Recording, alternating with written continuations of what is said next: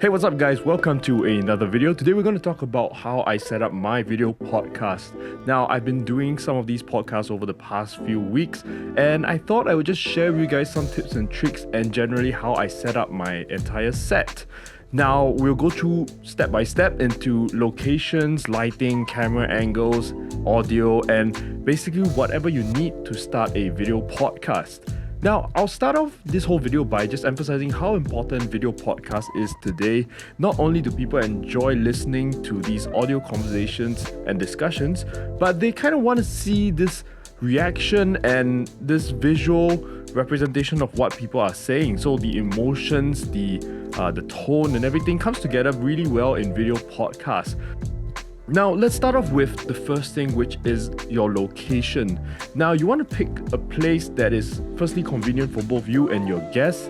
Secondly, has enough space that it can encompass all your equipment and have a nice set that's not too cramped up. And thirdly, have some form of lighting control, which means you're able to either close off all the curtains and bring your own lights, or a studio that might already have some lights on its own. So here's a quick tip. If you're just starting out with podcasting and you don't have much of a budget, you can always collaborate with different music stores, camera stores, or even hotels which have spare meeting rooms they could loan you for a couple of hours to use.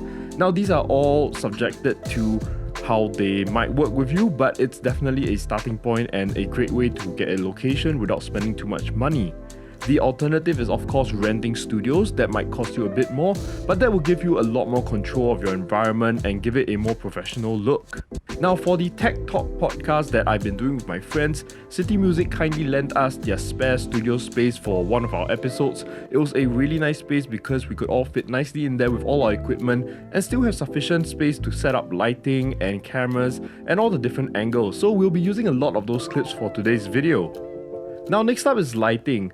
Now, if you're doing an indoor podcast, it's always great to have control of light, which means closing off all the windows so that the sun doesn't really affect the ambient light, because the sun changes from time to time and you don't want your cameras to get darker or brighter.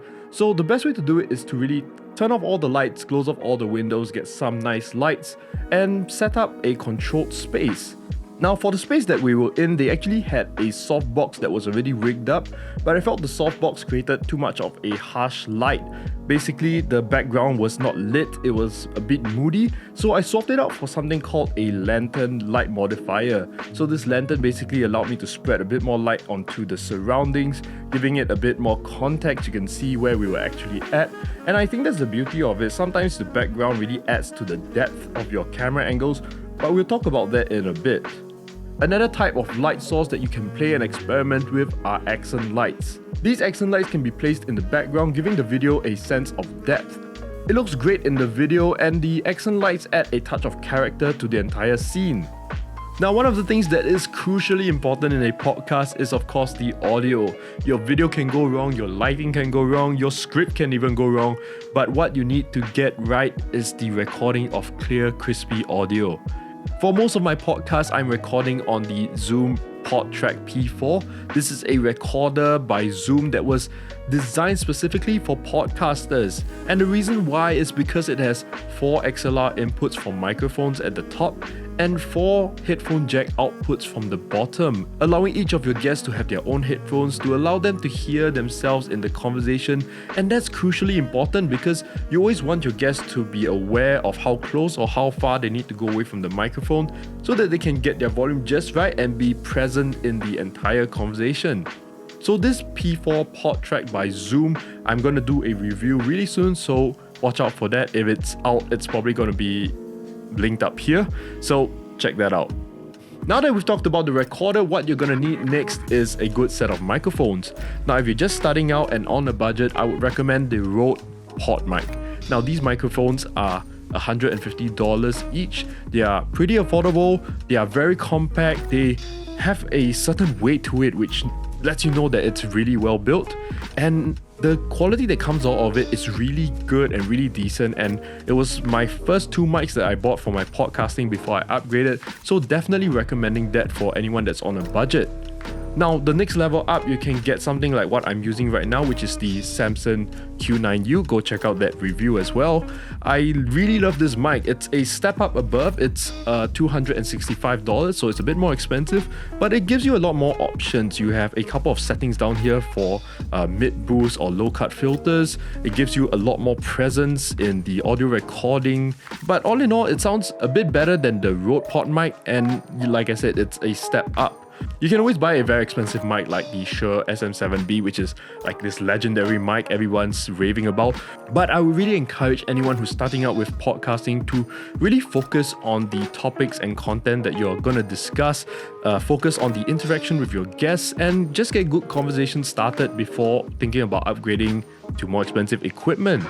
Now, one of the last things that you need for audio is, like I said, the headphones for each of your guests. Now, these can be pretty cheap headphones like the ones I'm using, which is by Audio-Technica. These are the M20X, I believe. These came in at about $25 to $30 each and are really affordable. These are actually called monitor headphones. So these headphones do not have extra EQ adjustments or any boost, and gives you the raw sound that's coming straight out from your recorder. So now, the more difficult part about video podcasting is of course the camera angles and positions. Now, if you're just starting out, you might just be starting with one camera, and that's totally fine. And you can have that just facing you and your guest. If you want to sit right in front of a guest, like a conversation, you can have it on the side facing the two of you. The other way is to have it as a sort of an audience setting where the camera is the audience and you're in front of it, and that's totally fine as well. The next level up is if you have 2 cameras, and you can kind of play around with the positions and angles a bit more this time. You can have each camera framing a specific person and still have this auditorium kind of setup where the cameras are still on one side and you and your guests are on the other. The other way that I like to set it up, which I call a more conversational angle, is to have cameras shooting over the shoulder of your guest facing you and vice versa. This gives it a more direct view of the person talking, and it feels like the people watching are part of the conversation, and I really think this is a more dramatic angle, and it's really one of my favorites. Now, if you do have a budget for a third camera, you can play with some awesome angles.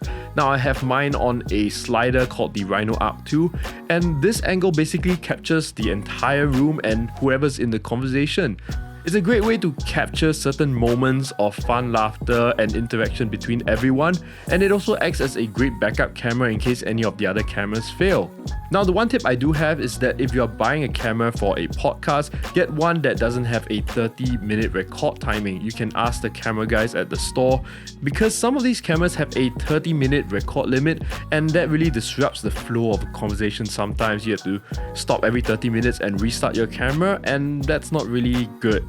The A6400 that I do shoot on, which is the third camera on the slider, does not have this 30-second limit, so it can shoot basically for the entire set, and I don't have to worry about it stopping halfway through the conversation. Another small tip that I have for cameras is that if you can, get external power for your cameras. This really helps you take your mind off battery levels and worrying about power, and helps you focus on the conversation and your interaction with your guests. Alright, so that's it. That's everything you need to know about how I set up my video podcast, and everybody has a different way of doing it, so this is just my way, and I thought I would just give you guys some tips and tricks and lessons I've learned along the way so that it could give you a head start in setting up your own video podcast.